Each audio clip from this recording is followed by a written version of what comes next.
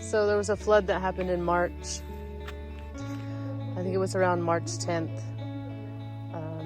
I can remember the day because it was my mom's birthday. We planned a dinner and we all got rained out, so we had to stay home. And it rained for a few days. And there's a creek that runs on the side of our house. And the creek turned into kind of a raging river. And at night, all we could hear was this clinking noise, and we didn't know what it was.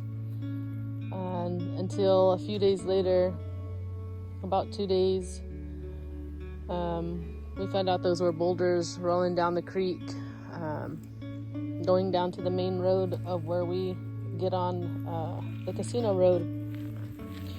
So we were blocked in by those boulders and by the water. We didn't have no way to leave our home. We had no electricity, no generator.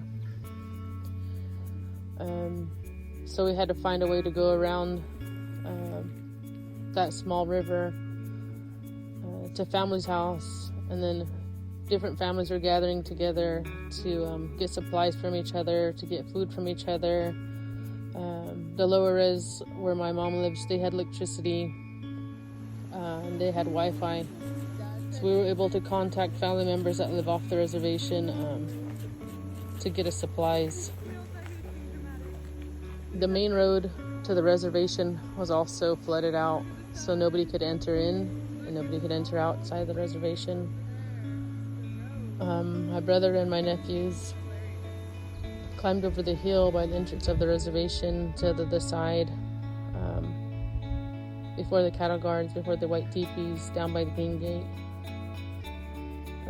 to bring us gas for the generators that my mom had, to bring food and supplies and some waters,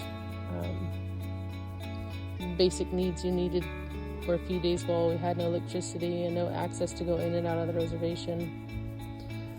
During that time, it was spring break, so the kids didn't have school, and we got warnings not to go by the water, especially because a lot of people were interested in wanting to know what it looked like or what the rivers looked like.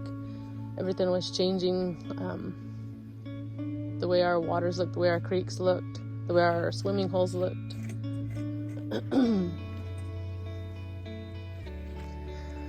So we had emergency food brought in. We borrowed a generator so we would have electricity in our home. The kids eventually had to do virtual learning the week after spring break, and that continued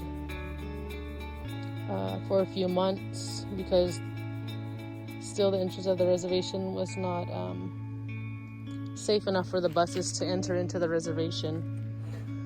And so a lot of the kids had to either be they either had to get a ride to the green gate and the bus picked them up there, or a lot of parents took their kids to school, or they did ride sharing back and forth to school because the buses weren't allowed to cross the reservation road. The flood did wash out the entrance of the reservation where there was less than half a lane to enter. The telephone lines were wiped down by that flood at the entrance of the reservation. The casino was eventually shut down, and they had to prepare and finish the renovations for the new casino. So that was pushed way ahead of schedule. And a lot of the community workers came together and helped set up, emergency supplies, food supplies, stuff that our community needed.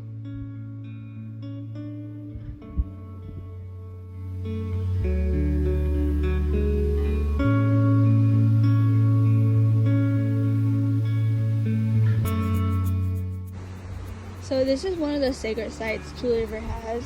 This is Painted Rocks, and right now I'm showing you the grinding holes above the river, which they use to grind up acorns and make acorn mush.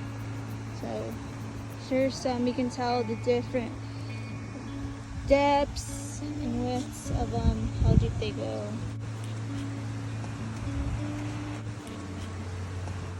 Past couple months there was a flood and that kind of washed up this area and the sand came up.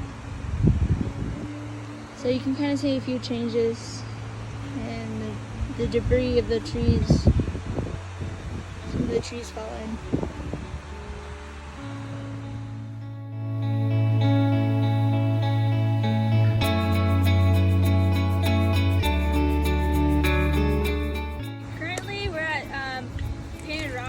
On Tule River, and I'm gonna have a community member talk about her experience and what this river means to her.